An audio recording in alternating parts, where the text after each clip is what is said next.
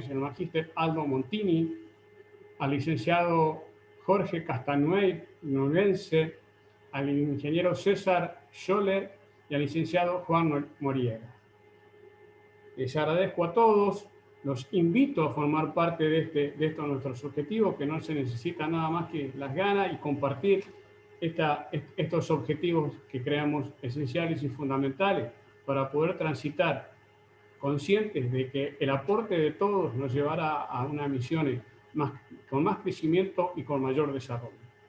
Les vuelvo a agradecer y les dejo con el ingeniero Orlando Scholler. Muchas gracias. Gracias, Gerardo. Para iniciar esta cuestión de las conferencias, el ingeniero César Scholler hará una introducción.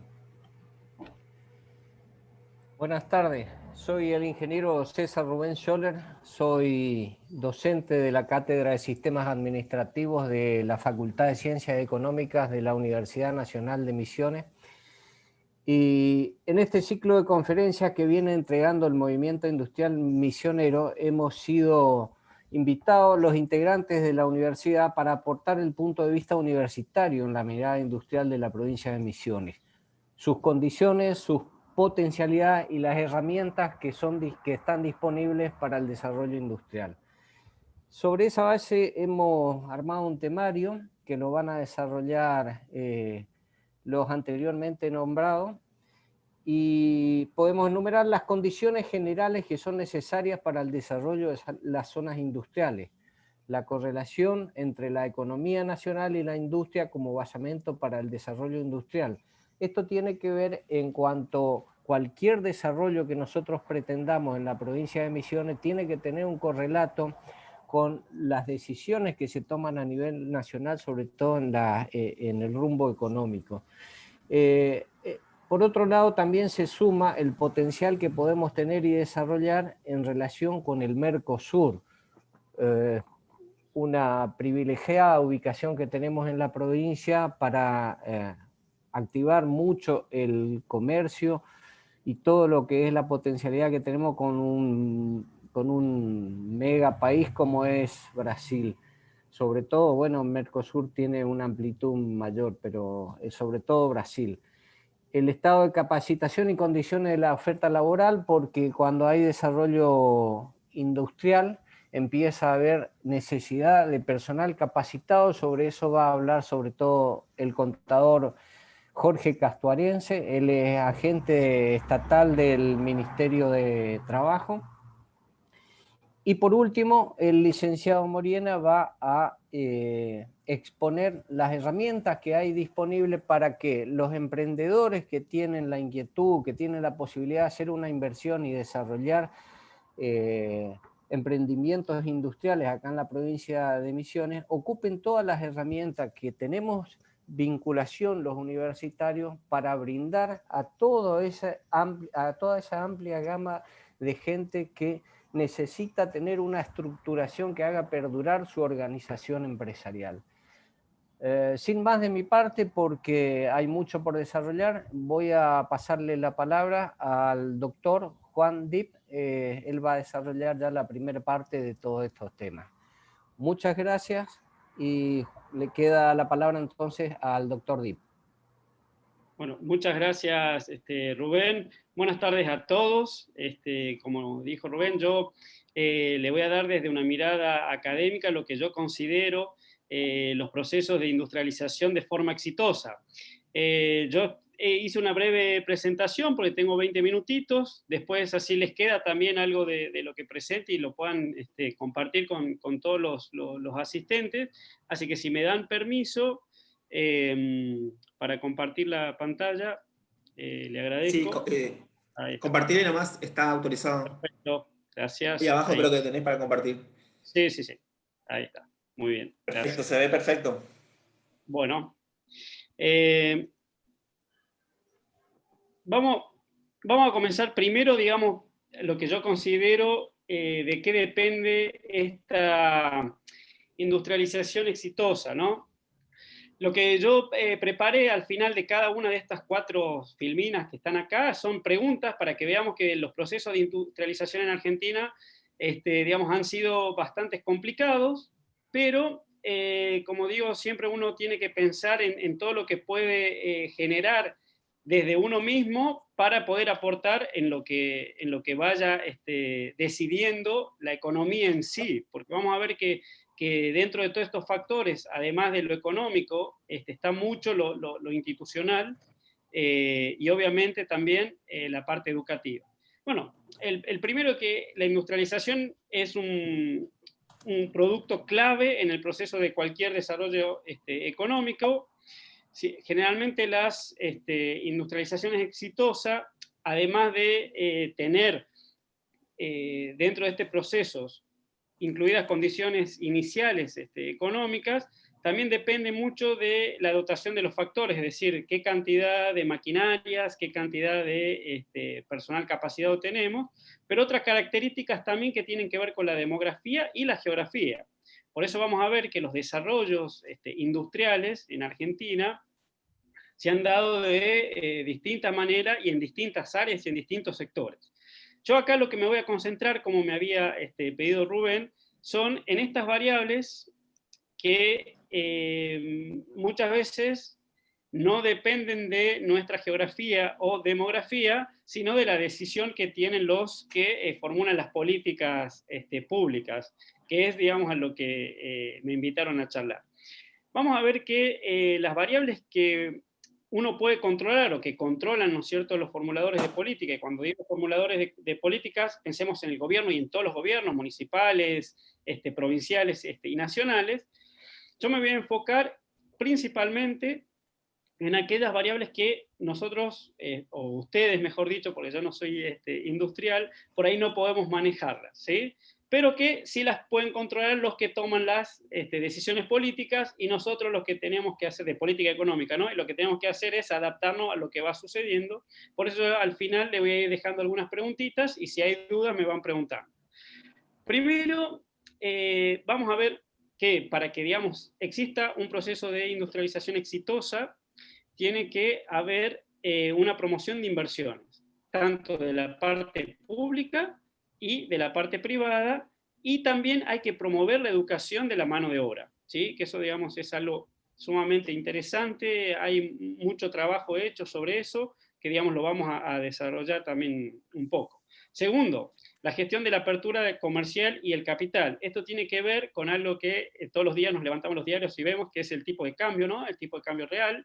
Esto de ver qué influencia tiene el tipo de cambio real en las decisiones de la industria para los flujos de capitales, o sea, para ingresar, importar o exportar, y obviamente, y para controlar un poco aquellas inversiones extranjeras que nosotros sabemos que cuando vienen son espectaculares porque nos traen estos dólares que a veces son escasos, pero cuando se van de un día para el otro nos hacen un hueco, un agujero que es muy difícil de solucionar. Y como todo tiene que ver con toda la economía, obviamente el sector manufacturero y el de la industria es el principal afectado.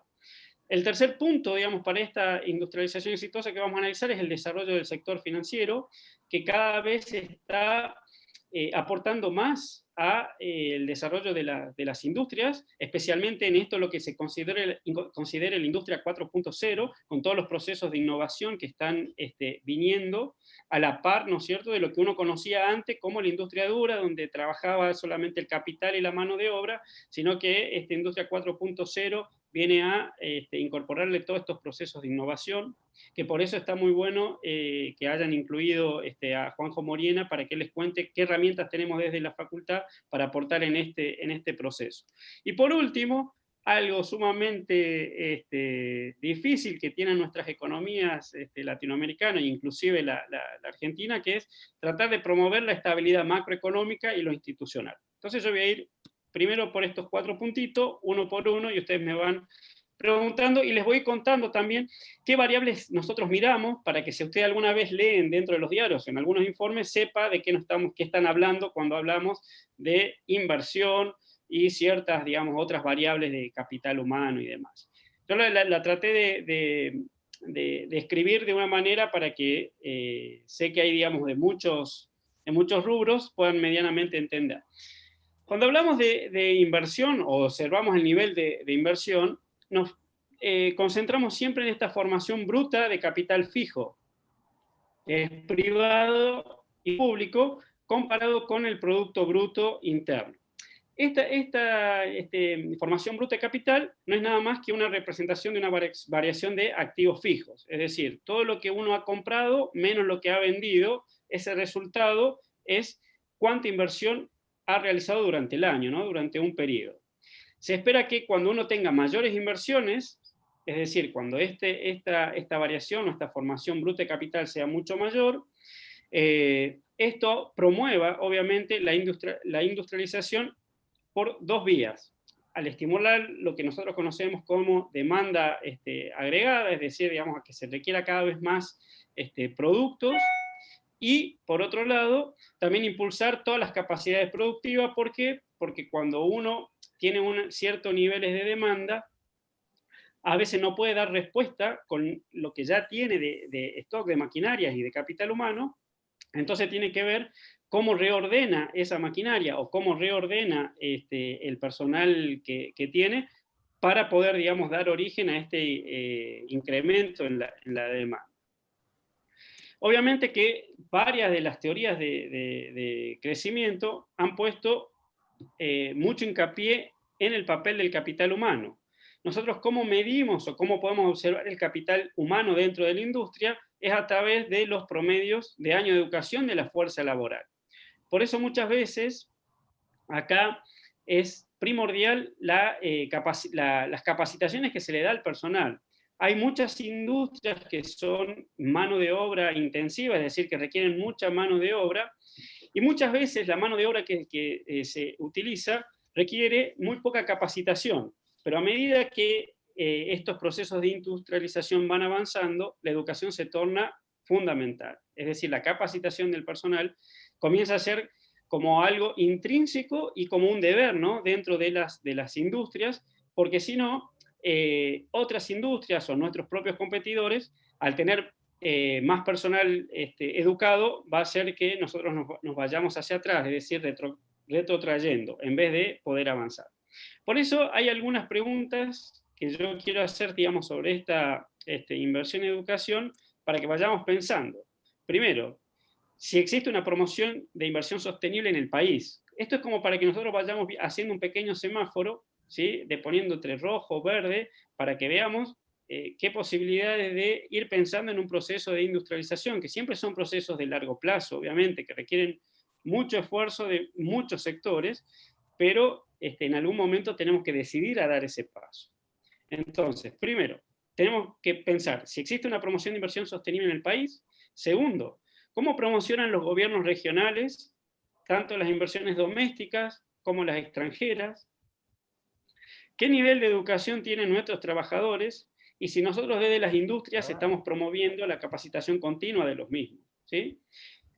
Como para cerrar esto, si uno contesta esto con mucho no, no, no, no estaríamos, digamos, cumpliendo una parte fundamental para un proceso de industrialización, ¿no? Entonces, si no tenemos una promoción sostenible dentro del país, si los gobiernos no promocionan adecuadamente la inversión extranjera, este punto estaríamos un poco complicado de cumplir para este proceso de industrialización exitosa. Segundo punto que habíamos visto era la gestión de cómo se gestiona esta apertura comercial, es decir, el ingreso, el flujo de exportaciones y de importación. Acá, como le digo, entra en juego fundamentalmente el tipo de cambio real efectivo. ¿Y por qué hablamos de tipo de cambio real y no tipo de cambio solo de palabras? Generalmente, las personas, digamos, que no conocen de economía siempre tienen una noción de lo que es nominal, es decir, que es lo que uno observa hoy solamente los valores nominales de las cotizaciones del tipo de cambio. ¿Cuánto vale cuánto vale hoy un dólar? Y bueno, decimos, bueno, tenemos tantas cotizaciones en moneda, pero decimos, bueno, 140, 150, damos un valor nominal. Pero en realidad lo que nos interesa es ver el poder adquisitivo que tendría, digamos, ese tipo de cambio, que es quitar el efecto de la inflación. Por eso muchas veces el solo hecho de mover el tipo de cambio nominal, es decir, de pasar de 150 a 200, En un corto plazo puede ser favorable, ¿no es cierto?, para la industria, que ahora vamos a ver, digamos, que existe un mecanismo muy interesante por vía de cambio de tipo nominal, pero después a la larga, si ese salto del tipo de cambio nominal de 150 a 200 se traduce en un nivel de inflación mayor, el tipo de cambio real va perdiendo el efecto inicial que había tenido ese salto en la nominalidad. No sé si se entiende, pero acá siempre tenemos que ver dos cuestiones.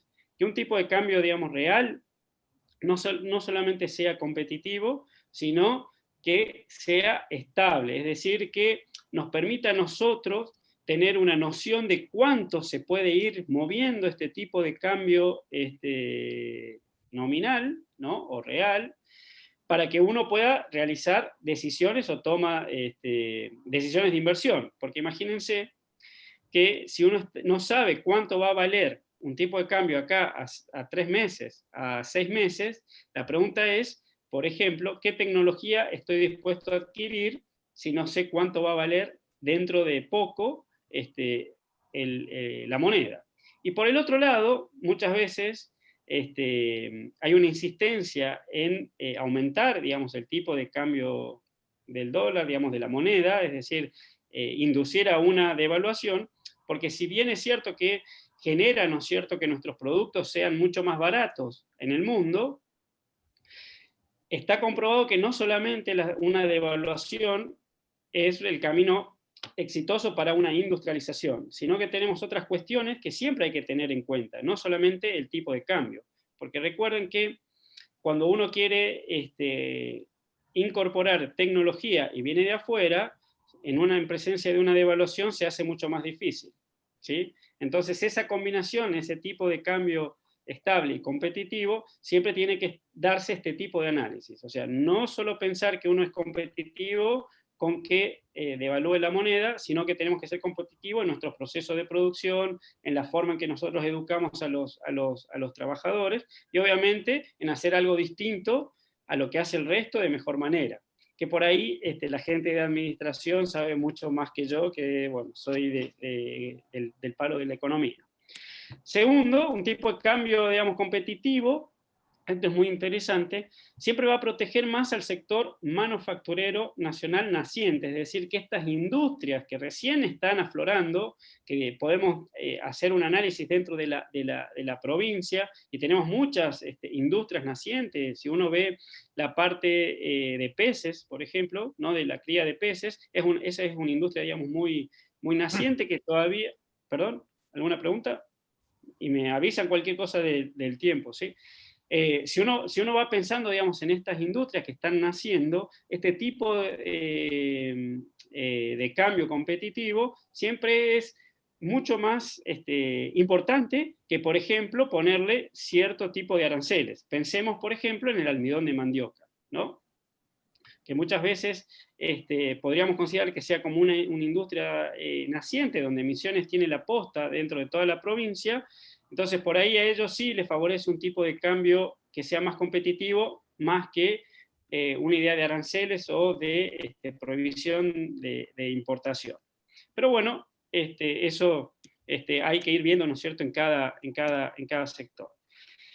Y por último, la apertura de las entradas de capital. Uno puede pensar que lo bueno de que vengan capitales hace que se reduzcan las tasas de intereses y le permita a las empresas o los emprendedores poder solicitar más préstamos, elevando así las tasas de inversión. ¿Por qué? Porque si bajan las tasas yo tengo mejores incentivos, ¿no es cierto?, para poder invertir.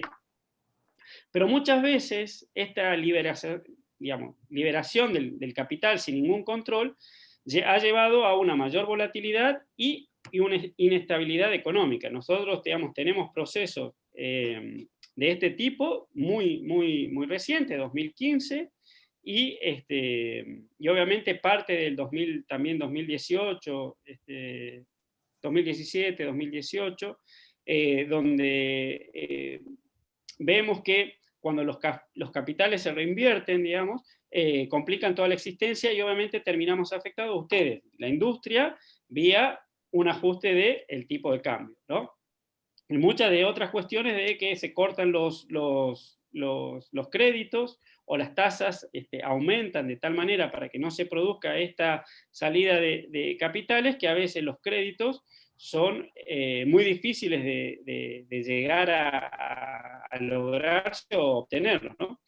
Entonces, la primera pregunta que nos tenemos que hacer sobre esto es pensar si tenemos un tipo de cambio real estable, ¿no?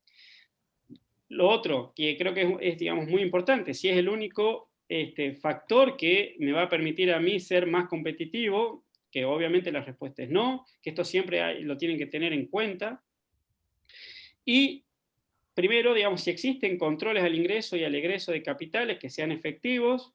Un buen ejemplo que siempre se da es el caso de Chile, que tiene, digamos, un control de capital bastante fuerte desde hace muchos años, por eso ellos no tienen tanto problema de lo que se conoce en economía el término sudden stop, que es un golpe repentino porque venían los capitales entrando, es decir, recuerden que la entrada de capital es contar con mayor dólares y de golpe se van. Es como decir, yo venía ganando 10.000 pesos y de golpe me quedo con 0 pesos. Imagínense si fuera uno en nuestra propia economía, lo que pasaría eso, ¿no? Quedarse sin nada y digamos, los capitales se van. Y segundo es si exporto, porque yo creo que vamos a hablar un poquito al final de cuál es la perspectiva para el año 2021. Yo creo que la industria va a estar enfocada en esto, ¿no? En tratar de encontrar las condiciones a través de los gobiernos nacionales y provinciales que le faciliten la exportación, ¿no? Vía los distintos canales, que vuelvo a repetir, no solamente pasa por el tipo de cambio, sino, por ejemplo, cómo yo saco el producto de manera más rentable hacia afuera. ¿Sí? Acá uno podría pensar en la habilitación efectiva del puerto, porque recuerden que nosotros no utilizamos otro medio para exportar que no sea mayoritariamente la parte de camiones, y por ejemplo Paraguay saca o utiliza todos nuestros ríos para sacar sus productos afuera, y nosotros todavía estamos pensando en cómo habilitar de mejor manera este puerto de Posada. Segundo, el desarrollo financiero. Las instituciones financieras que funcionan bien siempre van a impulsar la innovación tecnológica, seleccionando y financiando a empresarios, investigadores, emprendedores, con altas probabilidades de implementar estos procesos innovadores y realizar los productos innovadores. Esto está netamente relacionado con lo que le hablaba al inicio de esta industria 4.0, ¿no? Donde la innovación es clave y el apoyo crediticio se vuelve fundamental, ¿sí? Hoy hay digamos, tenemos distintos organismos que otorgan créditos con distintas tasas bastante interesantes, pero son muy pocos los que acompañan, ¿no es cierto?, no solamente al empresario o al emprendedor, sino que lo ayudan a dar ese paso extra para que innoven, porque generalmente en épocas de crisis la mayor necesidad del crédito muchas veces es para el famoso capital de trabajo, es decir, para pagar los sueldos, para pagar los costos fijos que tengo, como la energía y otras cuestiones que son, digamos, importantes para el desarrollo, pero cuando la crisis pasa, ahí es el momento en que uno tiene que empezar a pensar que la obtención de los créditos deberían enfocarse para que yo pueda adquirir tecnología poder innovar en los productos que yo estoy haciendo. Entonces, yo creo que la clave en las instituciones financieras es que no solamente sean meros financiadores, sino que se conviertan en socios estratégicos de sus clientes, que hoy, salvo algunas instituciones de fomento, en los bancos comerciales no lo estamos viendo, pero por suerte ya hay algo muy en la jerga, ¿no es cierto?, financiera, un potencial importante que los bancos comerciales van a empezar no solamente a ser meros financieros, sino también a empezar a ser socios estratégicos de los proyectos de los clientes. Por eso hay muchos concursos, habrán visto, en los bancos privados, donde sale la parte fundamental de la innovación. Entonces, si nosotros nos ponemos a pensar en este punto para, vuelvo a decir, una industrialización exitosa, es si tenemos instituciones financieras sólidas, que participen en financiamientos de proyectos de inversión y financiación, y si nosotros como industria estamos innovando productos o estamos haciendo los mismos productos que hacíamos hace 10, o por qué no decirlo, hace 5 años, que es digamos, un periodo donde ver si yo estoy innovando o no. Bueno, y por último, y que creo que esto es lo que en mayor debilidad tenemos en nuestros gobiernos, es la promoción de la estabilidad macroeconómica y lo que sea lo institucional. Se han identificado a las instituciones estables como una condición previa, clave para el desarrollo económico, así como una forma de permitir un buen clima empresarial para el sector privado. Yo cuando hablo de instituciones estables, me refiero a aquellas instituciones que son muy claras en sus reglas de juego, ¿sí? En que no cambian con el transcurso del tiempo, en que cuando se firman los contratos se cumplen, que informan a sus súbditos de una manera clara y precisa, y además que en el caso de que uno sea, ¿no es cierto?, un empresario, sepa que la institución va a cumplir en cada una de las cosas que se ha comprometido en decirlo. Por eso, digamos, decir que hablar de instituciones estables es un tema, digamos, muy importante y muy riguroso que hay que tender, ¿sí? Imagínense si tenemos cada 4 años cambios en bancos centrales, donde todo lo bueno que hacía un presidente anterior lo cambia porque no le parece y volvemos desde cero, esa estabilidad en esa institución no se da, ¿sí?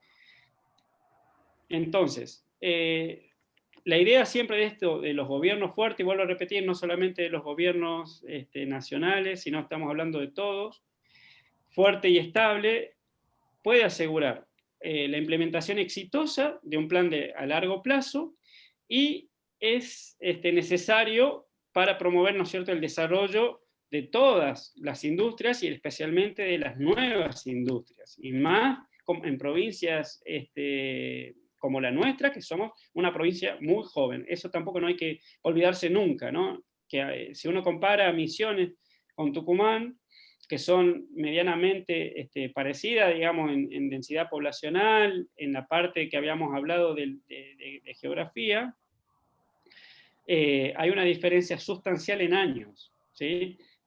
Así que eso no hay que perderlo siempre de vista, que nosotros demográficamente también tenemos una población joven, pero es una provincia muy joven. Y un indicador, por ejemplo, de estabilidad política, para que ustedes vean cómo nosotros vemos si existe esta estabilidad, por ejemplo, macroeconómica y también institucional, es observar la cantidad de años consecutivos bajo un régimen de tipo de cambio, ¿no?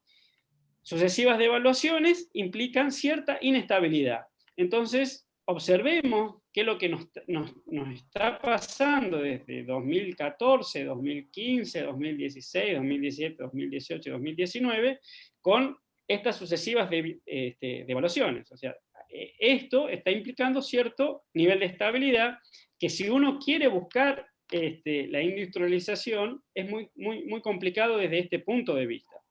Entonces la pregunta es, ¿tenemos instituciones estables?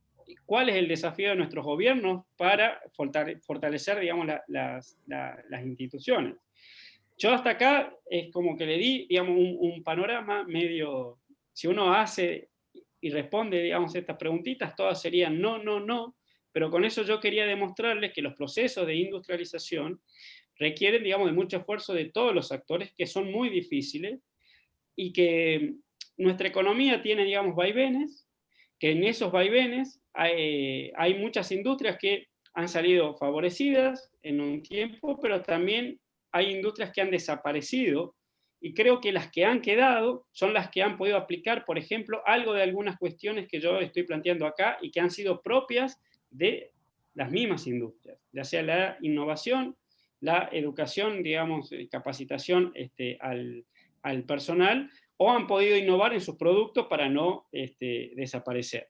Y por último, porque ya creo que estoy ahí en tiempo, es dejarle 3 breves cuestiones que la industrialización obviamente es uno de los pilares claves del crecimiento económico de largo plazo. ¿Qué quiere decir? Si no nos industrializamos, no vamos a conseguir este crecimiento económico de largo plazo, y debido a la capacidad que tiene el sector manufacturero para absorber la mano de obra y estimular el crecimiento de otros sectores cuando se empiezan a vincular, sigue siendo esencial para muchos países como el nuestro promover nuestra propia industrialización, ni hablar con las características que tiene Misiones. Por eso aplaudo que ustedes hayan generado este movimiento de industriales de Misiones, porque cada uno de ustedes sabrá cuáles son las características intrínsecas que tiene esta provincia para que le permita, ¿no es cierto?, el desarrollo industrial.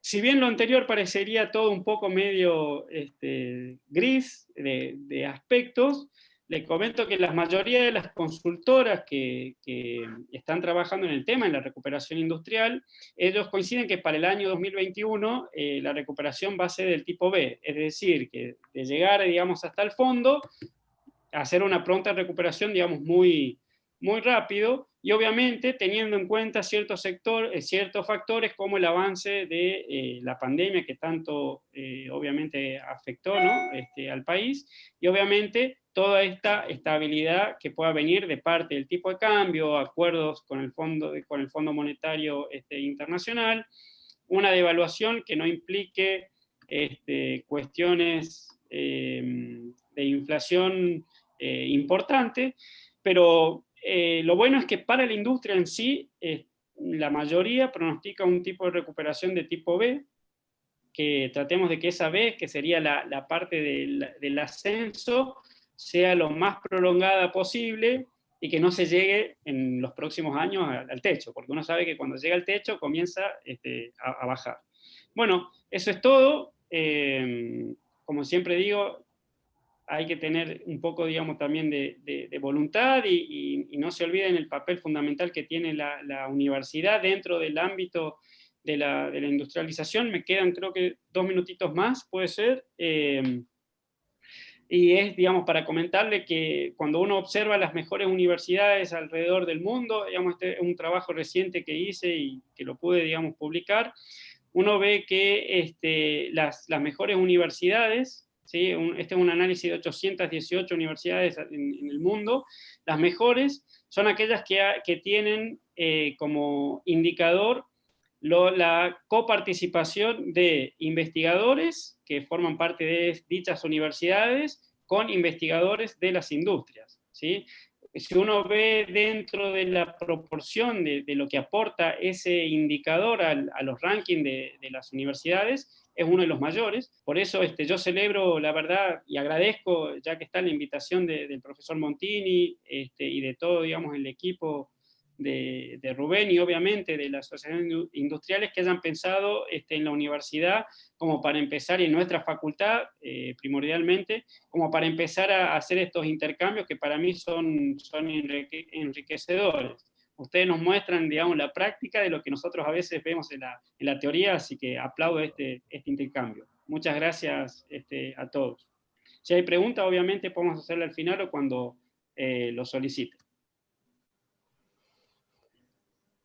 Gracias a vos, Juan. Y bueno, de acuerdo a lo que teníamos pensado, vamos a escucharle a Aldo Montini ahora, al magíster Aldo Montini. Va a hacer una exposición, va a sumar a esto que estamos teniendo en la conferencia. Y bien, queda la palabra a cargo de Aldo. Bueno, buenas tardes a todos. ¿Cómo les va? Bien. Bien. Bueno, yo voy a tratar en una apretada síntesis de tratar de establecer algunas condiciones que me parecen básicas para que se cumplan esas actividades y que esos indicadores que mencionaba Juan, que pareciera que todos tienen por respuesta no o que están en una zona gris, se transformen en un sí. Mis opiniones pueden ser controversiales y lamentablemente no tenemos el tiempo necesario para tener un ida y vuelta fluido, pero lo que les quiero aclarar es que cuando me voy a referir al Estado o al gobierno, que muchos toman como sinónimo, sobre todo los políticos, y que a veces se adueñan del Estado, un gobierno se adueña del Estado creyendo lo que es propio, y no logra entender que es un mero administrador temporal de esa institución que promueve el bien común, no me estoy refiriendo ni a este gobierno, ni al anterior, ni a nada, sino a la actuación de un sector público que ha sido, por lo menos, deficiente, y en las últimas décadas, no en la actualidad ni en el anterior gobierno. Creo que para lograr este ideario que mencionaba el decano, los argentinos, como sociedad, debemos darnos un grueso barniz de racionalidad. Esas actitudes y esa forma de pensar tan lógica que tenemos individualmente y generalmente no cuando participamos de reuniones, no cuando participamos en una de estas conferencias, yo voy a tratar de no adoptar esa actitud, esa racionalidad para analizar lógicamente las decisiones que se deben tomar, debemos trasladarla al Estado que nos representa en ese fin de lograr el bien común. Y en este caso, de lograr un aumento de la productividad, un aumento de la torta que hay que repartir, un aumento del Producto Bruto del país, del que ningún gobierno ha tomado cuenta, porque generalmente estamos tratando de ver cómo distribuimos lo que ya existe o cómo reducimos gastos para, de alguna manera, valga la redundancia, reducir el déficit. Pero nunca vemos de qué manera podemos incrementar lo que en la teoría económica, Juan, se denomina el rendimiento incremental, o sea, el ingreso marginal, que no sea decreciente, que sea creciente. Para eso tenemos que tener racionalidad en las decisiones. Entonces, creo que los argentinos, la sociedad argentina y cada uno de nosotros, lo primero, o una de las cuestiones que tenemos que tener en cuenta es que debemos abandonar la idea de que somos los mejores en todo o los peores en todo. Evidentemente, los mejores no somos. Debemos abandonar esa idea y tomar conciencia de que hemos recorrido un camino de declinación en términos de sociedad, en el aspecto económico y en el bienestar de cada uno de los habitantes de este país. Abandonada esta idea, que puede ser controversial, obviamente, quiero remitirme al siglo XVIII, cuando Adam Smith dijo, y Juan lo mencionó, cuáles son las patas, cuáles son los pilares de la actividad económica y del desarrollo. El capital, el trabajo, los recursos naturales o la tierra, se decía en ese momento, y algunos años o algunas décadas después se agregó la actividad administrativa. O sea, la administración de esos recursos que generalmente son escasos para la satisfacción de necesidades ilimitadas, como dice la definición de economía. El Estado también debe abandonar una idea. Ustedes habrán visto alguna vez algún diagrama de Pareto, alguna matriz de producto estrella, producto vaca lechera, producto perro, bueno, esas cosas que se ven en la administración y que dan cuenta de las características que puede tener cada uno de los negocios. Bueno, el Estado tiene una participación excesiva, es un socio, y es un socio perro. ¿Por qué perro? Porque permanentemente muerde la mano de quién le da de comer. ¿Y quién es que le da de comer al Estado? Principalmente la clase media. Yo creo que un país puede medir su éxito y sus posibilidades de desarrollo económico sustentable analizando las características y el volumen y el tamaño de su clase media. El Estado permanentemente trata de vulnerar de alguna manera, tal vez no intencionalmente, esa clase media, obviamente porque es la que le puede proporcionar el financiamiento para el funcionamiento del gobierno. Y tengamos en cuenta que en Argentina el problema no es que el Estado es grande, sino que la economía es pequeña.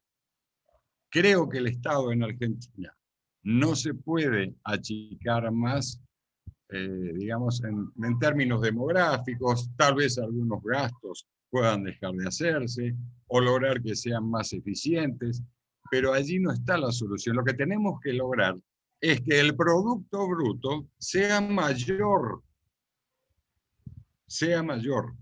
y tratar de paliar los déficits que no solamente son del Estado en su conjunto, sino también de las propias economías familiares, incrementando los ingresos. Creo que otra cuestión que debemos abandonar son los dogmas vacíos y viejos. Porque si ustedes me permiten la expresión, yo generalmente conozco a muchos políticos que generalmente la acomodan con la izquierda y la patean con la derecha, y viceversa. Entonces, esos dogmas,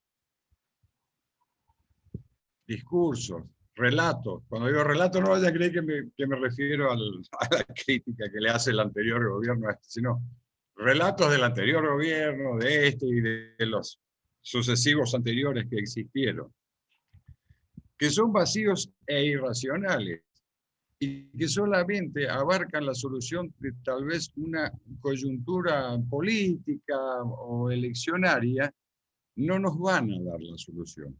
No nos van a dar la solución realmente. Otra cuestión que debemos abordar muy fuertemente es la cultura del ahorro, porque si nosotros queremos invertir o queremos lograr inversión, tenemos que tener en cuenta que hoy nadie nos quiere prestar dinero. Nadie. Nadie. Prefieren prestarle a Bolivia al 7% anual que a nosotros al 14%. Puede ser que esto cambie y varíe, pero mientras nosotros no fijemos objetivos claros y le digamos al mundo hacia dónde vamos, difícilmente podamos reinstalar la confianza y la estabilidad. O sea, para lograr esa estabilidad macroeconómica que el decano mencionaba y que es sustancial para consecuentemente lograr el desarrollo, vamos a precisar que vuelvan a tenernos confianza. El ahorro y la inversión. Y los habitantes de este país debemos acostumbrarnos, es muy difícil, porque hemos tenido varias pruebas de que siempre nos salió mal. Hablo en términos generales. No es que seamos especuladores, es que a veces no nos queda otra alternativa. Entonces, pedirle a ustedes, por ejemplo, como movimiento misionero, industriales, precursores de la industrialización de la provincia, que inviertan su capital, bueno, puede sonar un poco temerario. ¿Cómo vamos a lograr ahorrar? Bueno, volviendo a Adam Smith al siglo XVIII. La única manera es incrementando la productividad.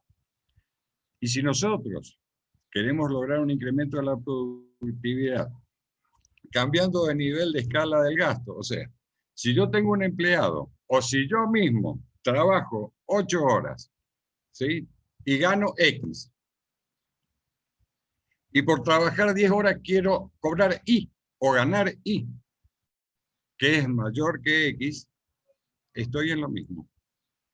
Tenemos que trabajar más para lograr más ingreso ese ingreso no hay que consumirlo, hay que ahorrarlo, y los agentes financieros o nosotros mismos podemos posibilitar la función de inversión, que se basa sustancialmente en el ahorro. Se invierte lo que sobra, se invierte lo que ahorra.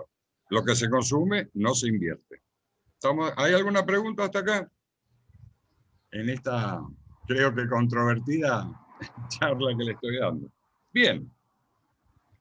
¿Cuáles son las posibilidades de Misiones? Bueno, Misiones tiene una universidad. Esa universidad es nueva, es una universidad nueva, como mencionaba Juan. Bueno, Tucumán tiene una universidad vieja, prestigiosa, y, bueno, y tiene otra cultura. Nosotros somos una provincia buena, nueva, y tenemos amenazas y oportunidades con respecto a eso. Pero la universidad puede ser un pilar, una ventaja comparativa que puede tener la provincia. Con respecto a los recursos humanos, la universidad y el Estado en su conjunto debe incrementar la promoción de regímenes de capacitación, porque está bien, nosotros tenemos una población joven, tenemos una población pujante, tenemos algunas ventajas comparativas, pero también tenemos que tener en cuenta que tenemos un 50% de pobreza. ¿No están de acuerdo con el 50? 45, 42, todo es grave. Y la pobreza en Misiones es directamente indigencia. Tal vez estemos mejor que las provincias del noroeste. Bien, no sé si tanto. Es posible, es posible.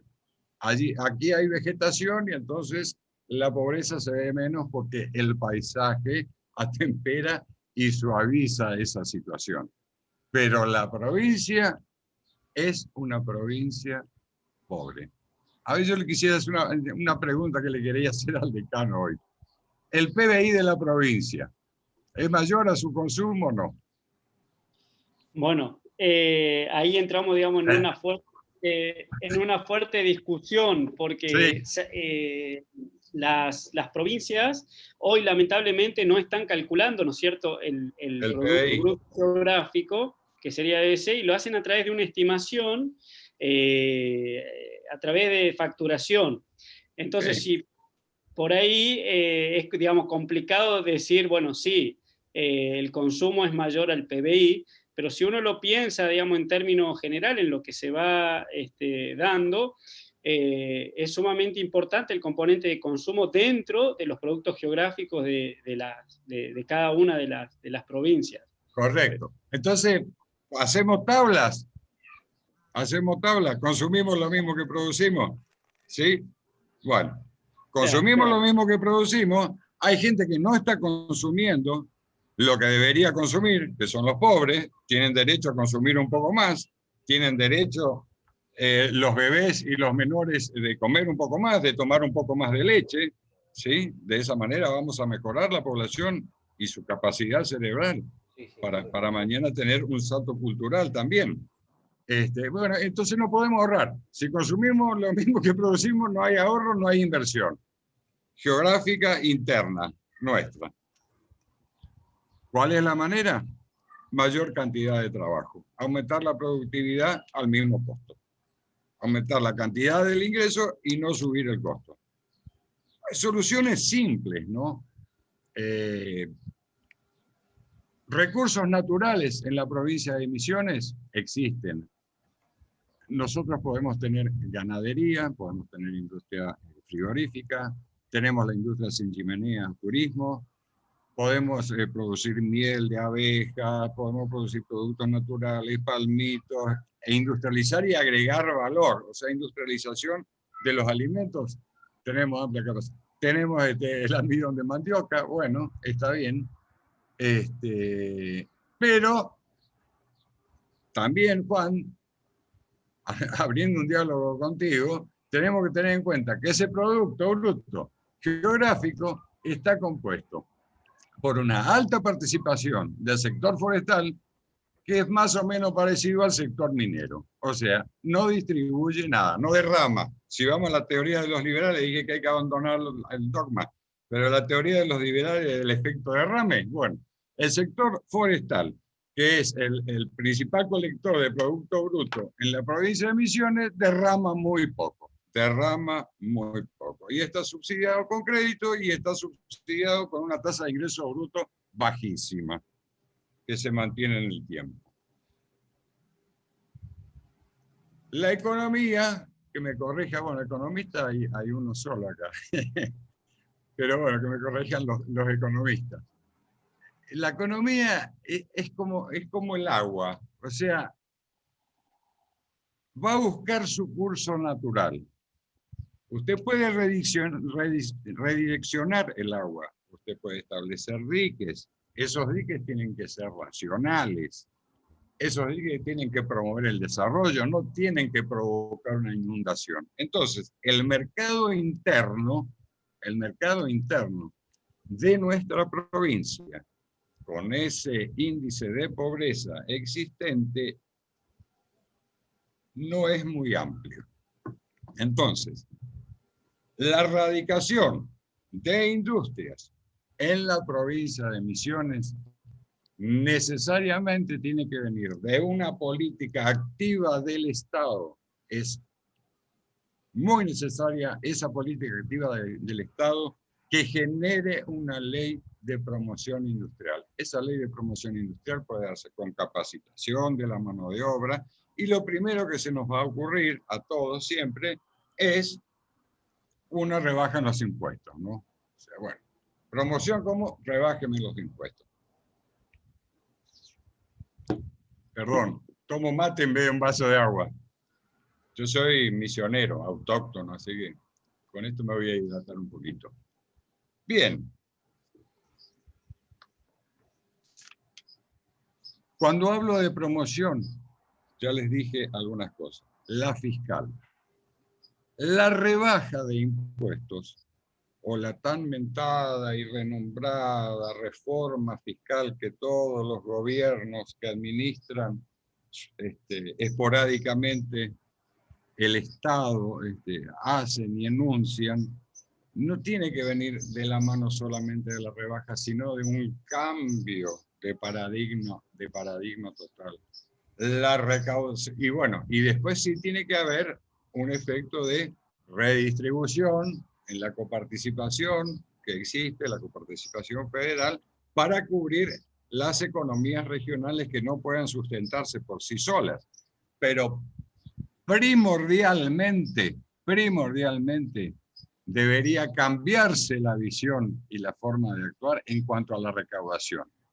No debe ser el Estado Nacional, desde mi perspectiva, el que le coparticipa en las provincias, sino las provincias de su recaudación de impuestos nacionales, de su recaudación, de su actividad económica, comercial, de servicios, la geográfica, la interna, deberán cederle al Estado Nacional una parte. De esa manera creo, ahora, creo que vamos a atacar un poco el centralismo y de alguna manera poder tomar nuestras decisiones propias en cuanto a los recursos fiscales. Y no solamente estar esperando la participación, la coparticipación. En este momento nos puede beneficiar, porque como decíamos con Juan, nosotros más o menos consumimos lo mismo y precisamos un poco más, yo creo que consumimos más, y por eso en la coparticipación tenemos algún plus, o sea, nos dan más de lo que supuestamente podría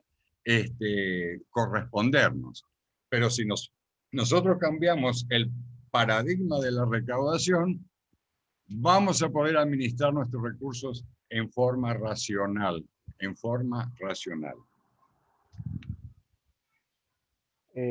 Profesor.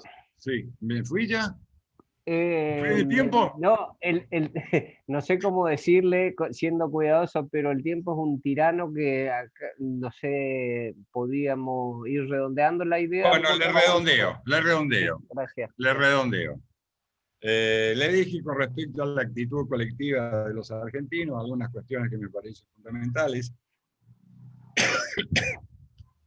Necesitamos una reforma fiscal, urgente, la presión fiscal es agobiante, esa reforma fiscal. Necesitamos de alguna manera atacar el empleo informal.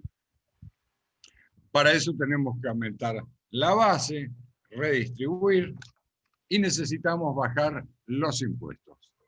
Para bajar los impuestos no tenemos que achicar el Estado. Tal vez le tenemos que pedir al Estado que produzca más, que aumente su productividad. O sea que cada uno de los agentes estatales, cada uno de los senadores, cada uno de los diputados, los gobernadores y todo el esquema político y todo el esquema estable del Estado trabaje un poco más para agregarle productividad al sector público, que creo que está bastante baja. Y bueno, la reforma previsional que también hay que hacerla. Si nosotros logramos que aumentar la base de empleo registrado, bajar las contribuciones patronales, y bueno, alguien va a tener que sufrir, alguien va a tener que sufrir. Cuando digo alguien va a tener que sufrir, seguramente algunos que no pagaban pagarán, pero pagarán un porcentaje y una contribución patronal y aportes personales del empleador, que generalmente el empresario lo pone dentro de su costo, a pesar que son parte del sueldo del empleado. Y eso digo, aumentar la base y de esa manera tratar de lograr también un equilibrio en el sistema previsional, y ese sistema previsional tiene a los jubilados. Entonces nosotros estamos viendo que precisamos 4 o 3 registrados dentro de la población económica activa, formal, no la informal, porque ahora agregamos un nuevo concepto, la población económicamente activa e informal, que no sabemos cuál es, porque no tenemos muchos datos, pero más o menos la calculamos, y de esa manera poder arreglar también el régimen jubilatorio. Bueno, no sé, después si hay alguna pregunta. Con esto voy cerrando. Bueno, gracias Aldo. La idea en realidad es que las preguntas las hagamos al final, entonces le damos la oportunidad a los otros dos participantes. Nos queda escucharle desde lo que le toca en su intervención en el Ministerio de Trabajo a Jorge Castuarense, el contador castuarense, y bueno, luego de él será la intervención de Juan Moriena. Sí, claro, claro. Te escuchamos, Jorge. Gracias. Bueno, buenas tardes a todos. Muchas gracias por la invitación, Rubén, y al Movimiento Industrial Misionero. Celebro que se den este tipo de debates y este tipo de discusiones. Y también es muy difícil hablar después de Juan y de Aldo, sobre todo en la información que dan, las precisiones, tanto económicas como ideológicas. Entonces, voy a arrancar un poquito al revés de lo que yo pensaba, en el sentido, voy a arrancar por la conclusión. Nos hace falta más política. Porque todos estos defectos que fue marcando Juan y que coincido plenamente, y también con los aspectos críticos de Aldo, que lo charlamos muchas veces, creo que se solucionan de la faz política. Y cuando hablo de la política, no estoy hablando de la política partidaria, sino de la política de gestión. Y a este panel me gustaría dejarle una inquietud y preguntarles cuántos ministros vinieron del sector industrial, cuántos concejales o diputados, y estoy hablando en el sector provincial y nacional, vienen del sector industrial. Y por ahí empezamos a encontrar algún tipo de respuesta a los desarrollos industriales o a la carencia de desarrollos industriales. Yo más que nada me voy a centrar y quiero dejarle también otra inquietud en el cual creo que el territorio de lucha siempre es el Estado. ¿Sí? El campo de batalla es el Estado, en el cual con la política hay que modificar. Y cuando hablamos de la política son las políticas de gestión. Nosotros nos planteamos realmente una política de empleo e inserción laboral al sector industrial como provincia, como municipio o como país. O realmente esa política que puede estar dentro del marco nacional responde a los intereses provinciales. Nosotros tenemos una población en Misiones, datos del Ministerio de Trabajo de la Nación, que entre los 18 y 24 años, ¿sí?, el 57% se encuentra desocupada. De ese 57%, el 47% no terminó los estudios formales. Estamos hablando de que no terminaron la primaria o la secundaria. Aldo estaba hablando de la pobreza. Eso es condenarlo a la pobreza. Entonces, tenemos que repensar la política pública de inserción laboral con objetivos claros de formación profesional. Aldo hablaba del sector forestal. En Misiones tenemos 7 aserraderos aproximadamente. Tenemos 18.000 productores del sector primario de yerba mate y comparten con el sector tabacalero, que hay unos 22.000 productores tabacaleros. ¿Sí? Pero eso estamos hablando de nuestra provincia, tiene características duales. ¿Sí? Un gran sector productor primario con una escasa industrialización. Y cuando hablo de los aserraderos, ¿cuánto valor, ¿sí?, agregado se le puede dar a esa materia prima? Nosotros no podemos cambiar la matriz productiva de Misiones en tan corto plazo. ¿Sí? Tenemos las mismas características, yerba y madera. Ahora, el valor agregado de ambos productos, ¿cuánto tiempo evolucionó? ¿Evolucionó y generó mayor Producto Bruto Interno? Desde mi óptica, no. Basta recorrer la ruta 14 y ver los aserraderos que sacamos machimbre, únicamente.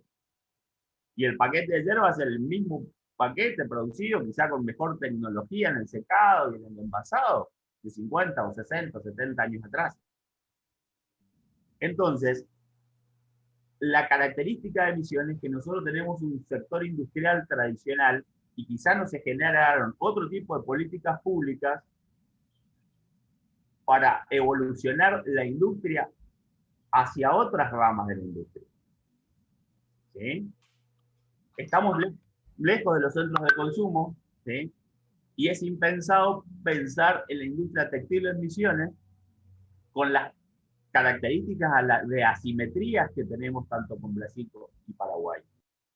Hace poquito la provincia tuvo un revés sobre una política de la zona especial aduanera. No quiero andar en ese tema, pero es parte de lo que mencionaba hoy Juan en su exposición. ¿Sí?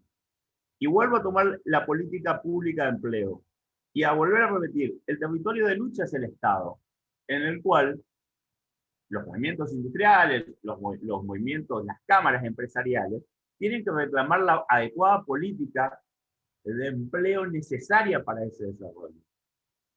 Hoy, los cursos de formación profesional que se están discutiendo realmente no generan valor agregado. ¿Sí? Es más, cuando hablamos del proceso industrial, también tenemos que mencionar los parques industriales que se fueron desarrollando. ¿Sí? La inserción laboral en los parques industriales, que se hizo a través de las oficinas de empleo, alguna política pública, los programas que teníamos de Nación, y hago una autocrítica como parte del sistema, en ningún tipo generaban la expectativa del industrial. Entonces también tenemos que volver a rever esa política, ¿sí?, de empleo y de capacitación para el sector.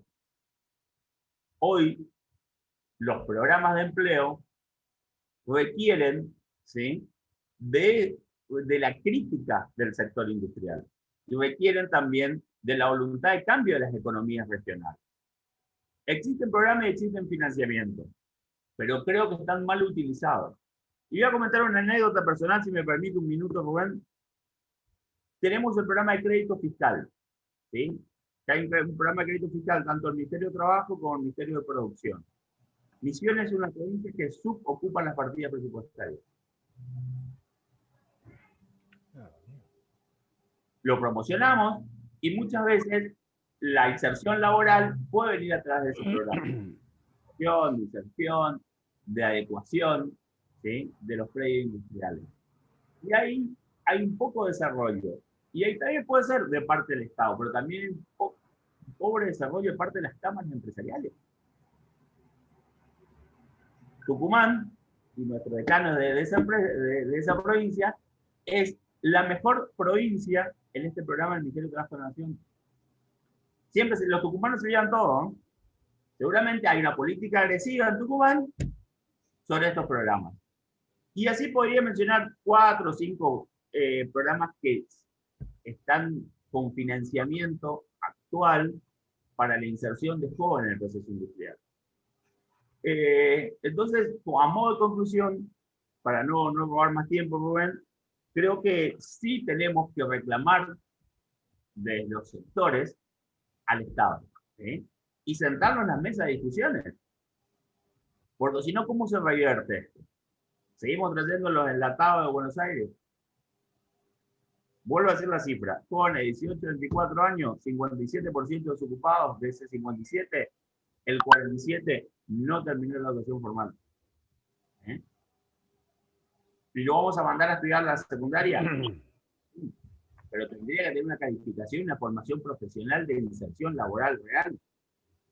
No puede haber un desarrollo industrial sin mano de obra. Y hoy, en la provincia, tenemos mano de obra calificada como para que le dé continuidad a un proceso industrial y de desarrollo. Son preguntas abiertas, más que nada para la reflexión. Con esto cierro. Creo que el territorio de lucha, vuelvo a repetir, es el Estado y tenemos que priorizar las políticas públicas y exigir al Estado desde los sectores, de la universidad, de las cámaras, de los movimientos empresariales, cosa de poder revertir justamente todo esto a largo plazo, porque el desarrollo industrial y el aumento del producto de una década, ¿sí? Si no arrancamos ahora, volvemos a perder siempre, permanentemente, los trenes de la historia. ¿Eh? Así que bueno, a las órdenes por cualquier consulta. Muchísimas gracias. Bueno, brevemente entonces, creo que ahora nos queda escucharle al licenciado Moriena para que deje a disposición y nos explique las herramientas de las que se pueden disponer en la universidad para hacer un apoyo a todos los emprendedores. Y Jorge, escuché que vos dejaste el dato de algunos planes nacionales y ahora sí que tienen que ver con la capacitación que podría necesitar la gente de la industria. Eso después vamos a tomarnos el trabajo de hacer un resumen y le pasamos a los amigos del movimiento industrial. Me parece que correspondería, entonces ellos están al tanto de todo eso, que un poco es la idea de esta conversación, de esta exposición. Voy entonces, Juan, ¿estás por ahí? Estoy, profe, estoy. Bueno, queda la palabra en tu responsabilidad, Juan. Gracias desde ya. Bueno, buenas tardes a todos. Yo vengo a emparejar la partida de 2 misioneros con 2 foráneos, pero que queremos a la provincia como propia. Así que voy a compartir la pantalla para una breve explicación de lo que tengo presentado para compartirles. En base a lo que habíamos charlado con el ingeniero, con el profe Scholler, a mí sería la parte de herramientas disponibles de organización empresarial para los emprendedores industriales de Misiones. Había 2 tipos de aristas que se podían llegar a desarrollar. Una era meramente técnica de algunas herramientas que se pueden aplicar desde la administración, desde las ciencias económicas, pero eso dejo abierta la posibilidad, si se quiere, para otro encuentro que se tenga un poquito más de tiempo y podamos ahondar un poquito más en eso. Ahora lo que vamos a exponer es, desde la Facultad de Ciencias Económicas y desde la Universidad Nacional de Misiones, qué tipo de herramientas nosotros podemos tener para hacer la vinculación con el contexto y sobre todo con el movimiento, con el sector industrial. Entonces, yo voy a hablar brevemente de un par de puntos. Primero, presentar desde dónde uno va a hablar, las necesidades vinculantes. Vamos a hablar de algunas actividades que venimos desarrollando desde la oficina, de la facultad. Después, algunas menciones del tipo de análisis que hacemos para emprendimientos. en la incubadora, la planificación que tenemos para la facultad del 2021, y después le dejo la información de contacto por las dudas que quieran tener algún intercambio de opiniones, de información o de vinculación, que sería siempre muy interesante. Entonces, la OBT es la Oficina de Vinculación y Transferencia, que depende de la Secretaría de Ciencia y Técnica, que está a cargo Graciela Lombardo, la doctora, que trabajamos dentro de la Facultad de Ciencias Económicas, y más o menos, en pocas palabras, sería servir de nexo entre la facultad y el entorno para atender necesidades referidas a las incumbencias de las carreras dictadas en las unidades académicas. Esto lo vinculamos con las necesidades detalladas, que es un desafío poder acercar las partes que puedan resolver un problema desde la posición de cada uno.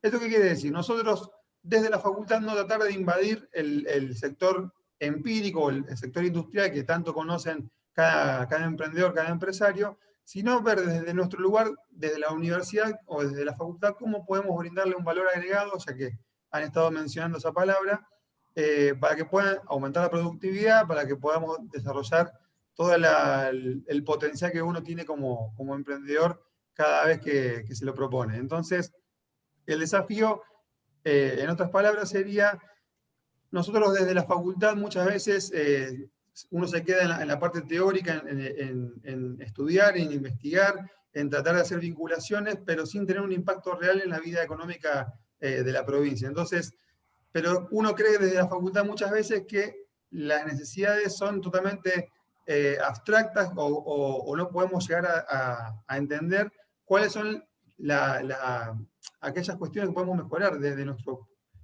ámbito académico.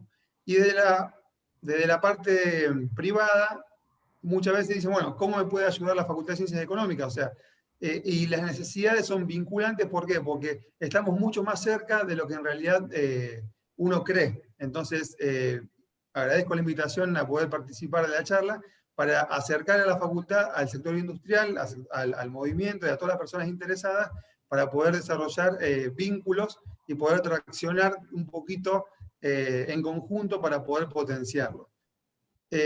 ¿A qué se refiere la vinculación? Por ejemplo, ahí pongo a modo de mención que hace unos años se hizo con la empresa del Dorado de Colectivos, ETSE, un análisis de costos.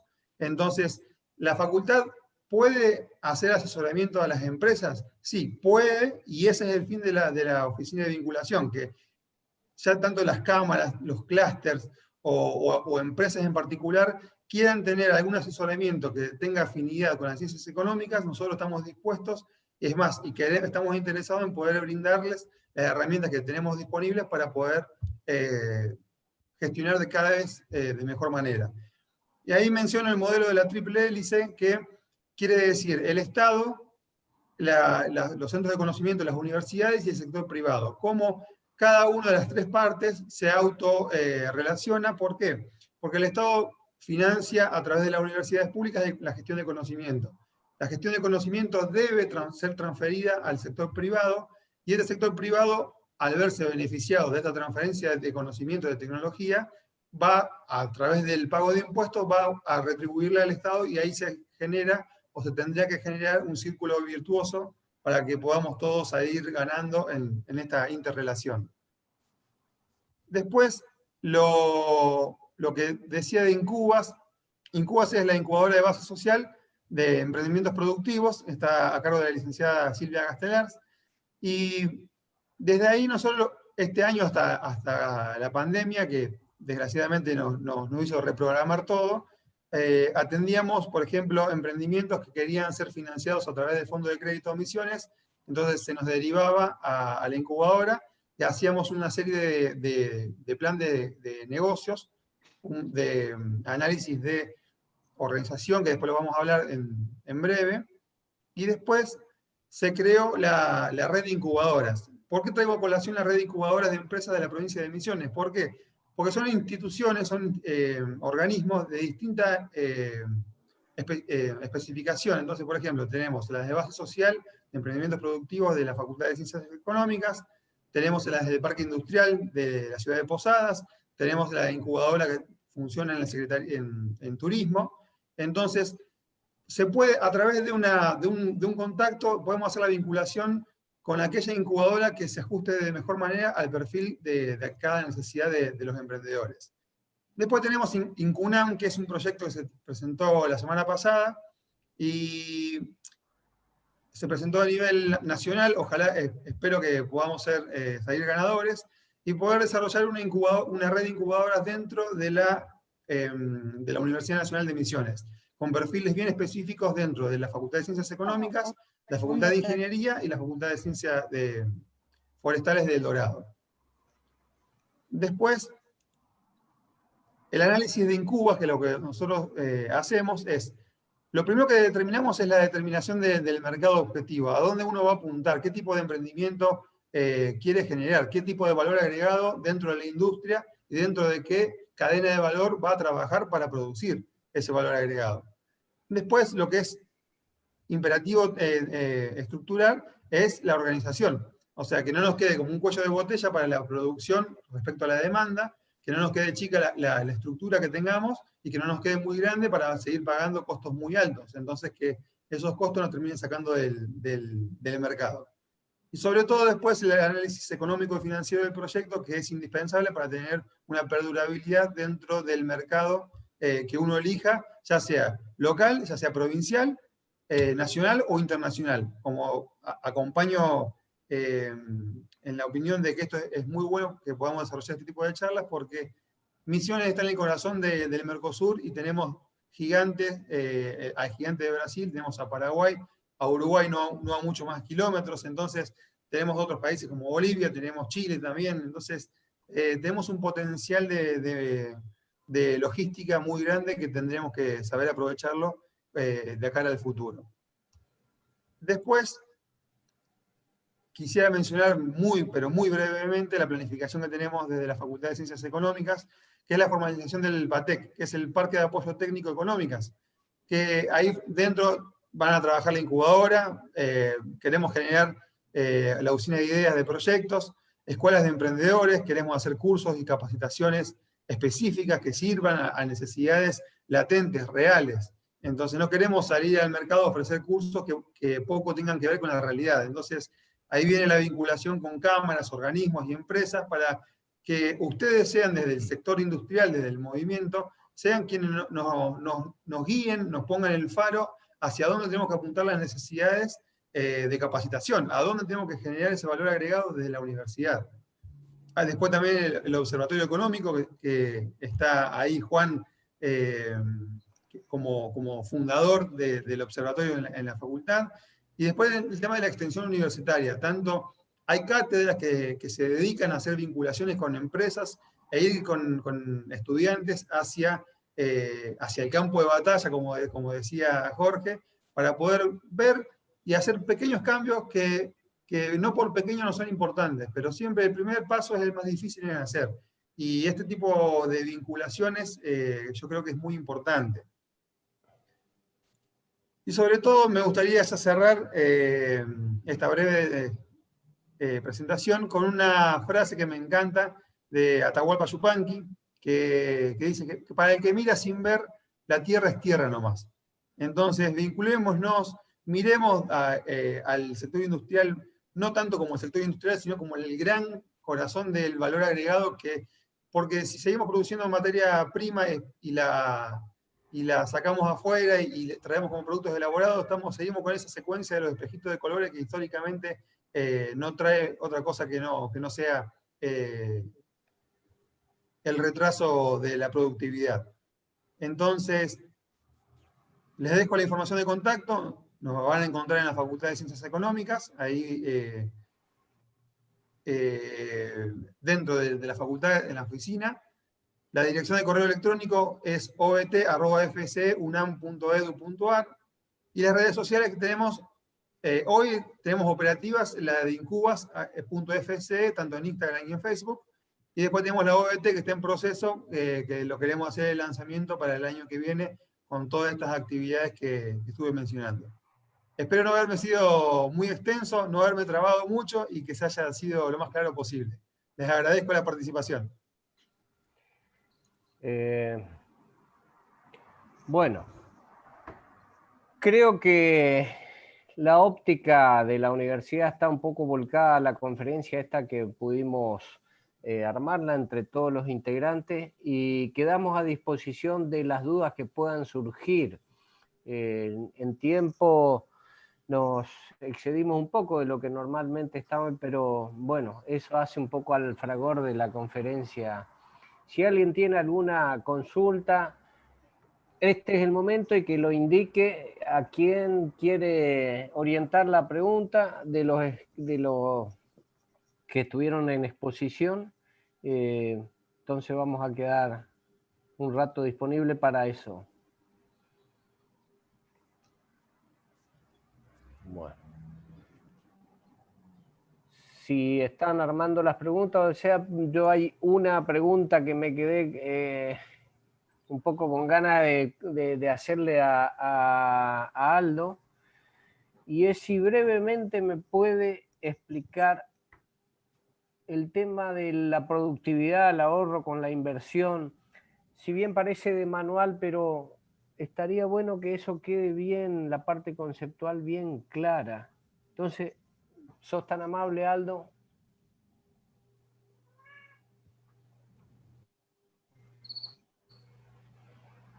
Aquí estoy. ¿Me puede repetir la pregunta, como dijo el alumno que todavía no estaba preparado? Sí. Sí, Aldo, si brevemente podés explicar el concepto de que la mayor productividad nos permite tener un ahorro y ese ahorro va a inversión. ¿Qué es un poco lo que... De paso, cañazo para el sector financiero. Estábamos hablando de la reforma de los agentes financieros, de los bancos. Bueno, hay mucho que decir al respecto. Por ahí a alguno no se le ocurrió mejor idea que grabar.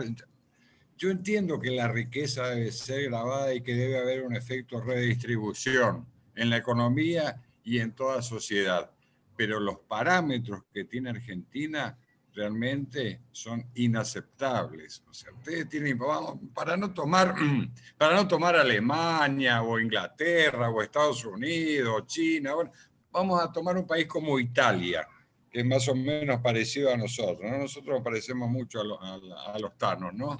Bueno, en Italia hay impuesto a la cuarta categoría. No hablando del ahorro, ya hablando del impuesto. Pero bueno, si te lo saca el Estado, eso vos podrías ahorrarlo eventualmente. Hay impuesto a la cuarta categoría. Cuarta categoría, impuesto a la renta personal, el trabajo profesional, los jubilados también pagan cuarta categoría. Pienso que todos más o menos sabemos de qué se trata este impuesto a las ganancias, ¿no? O esta categoría de impuesto a las ganancias. Bueno, grava a los empleados, a los que trabajan en relación de dependencia, en mayor medida. Son el mayor percentil que forma parte de la masa contributiva de ese impuesto. Bueno, en Italia se paga, haciendo una conversión de la moneda, se paga a partir del que tiene 6 millones de pesos de renta, de retribución anual. De allí comienza a pagar el 10%. ¿Ustedes me comprenden? Aquí no paga la persona casada que tiene 2 hijos y que gana 95.000 pesos de bolsillo, ese no paga impuesto a las ganancias de cuarta categoría. Ya el que gana un poquito más paga y enseguida llega a pagar el 35%. Aquellos que tienen un sueldo más o menos aceptable, cada incremento de sueldo que le dan a esa persona, a esa gente, a ese empleado, el Estado de entrada se queda con un 35%, porque la escala inmediatamente, hace años que no se actualiza, tiene actualizaciones que son insignificantes en cuanto a las bases de cambio de porcentaje, y eso genera quita de capacidad de ahorro. Y encima, a los que ahorran, felizmente el actual presidente, mediante un decreto, canceló eso, pero en cualquier momento puede volver por cuestiones dogmáticas o o ideológicas. O sea, gravar a la gente que ahorra. Entonces, usted me pidió que explique el esquema. Es muy simple. Lo que consumimos no lo podemos invertir. Nosotros tenemos que generar la función ahorro, como dice Hicks, en la teoría económica liberal, ¿no, Juan? En la función tridimensional, tenemos que ahorrar y lo que se ahorra se puede invertir. Lo que se consume, lo que se gasta, no se puede invertir en maquinaria, en capacidad productiva. En este momento decimos que tenemos capacidad ociosa en el sector industrial. Juan se refirió a eso. En el año 2021, obviamente va a haber un rebote. Ojalá que no solamente sea el rebote. O sea, llegamos al fondo, la pelota tocó el piso y rebota un poquito para afuera. O sea, ponemos en funcionamiento algo. Pero el grado de obsolescencia de la maquinaria, de nuestro capital de trabajo, y acaba un concepto controversial. Nuestro capital de trabajo, que no solamente es dinero, sino también es dinero, es cultura, es preparación y capacitación de los empleados que van a trabajar, ¿sí? El grado de obsolescencia en Argentina es alarmante. Ahí tienen el dato. Hay que manejarse con datos. El 57% no terminó la escuela secundaria, como lo dijo Jorge. Bueno, es un dato. Es un dato. Sería deseable que todo el mundo termine la escuela secundaria y que esa escuela secundaria le dé una formación. Entonces, no sé si quedó claro. Lo que consumimos no lo podemos invertir. Nosotros tenemos que ahorrar y lo que se ahorra se puede invertir. Y los agentes financieros y la gente que ahorra no debe pagar impuestos sobre el ahorro. Se debe promocionar el ahorro. Si quieren cobrar impuestos a alguien sobre la renta financiera, que se la cobren a los bancos, no a los ahorristas. A los bancos, que son sociedades anónimas, especiales, cotizan en bolsa, tienen una serie de características y tienen bastantes regulaciones. A los bancos, en vez de pagar el 35% de impuesto a las ganancias como sociedad, bueno, que pagan el 38%. Los bancos son los que hacen el negocio. Los ahorristas no, porque generalmente reciben como tasa de sus plazos fijos una tasa menor a la inflación. O sea que pierden. No sé qué impuesto pueden pagar si no hay renta. No existe. El aspecto inflacionario hay que tenerlo en cuenta. Si un banco te da una tasa que es menor a la inflación, no hay renta financiera. Y con inflación o sin inflación, el que hace el negocio es el agente financiero, el banco, el intermediario. Bueno, a ese hay que cobrar el impuesto a las ganancias. Bueno, listo. No sé si quedó claro y me extendí nuevamente. Está bien, quedó claro, profesor, era la idea. Esperamos a ver si hay alguna otra pregunta que surge ahí.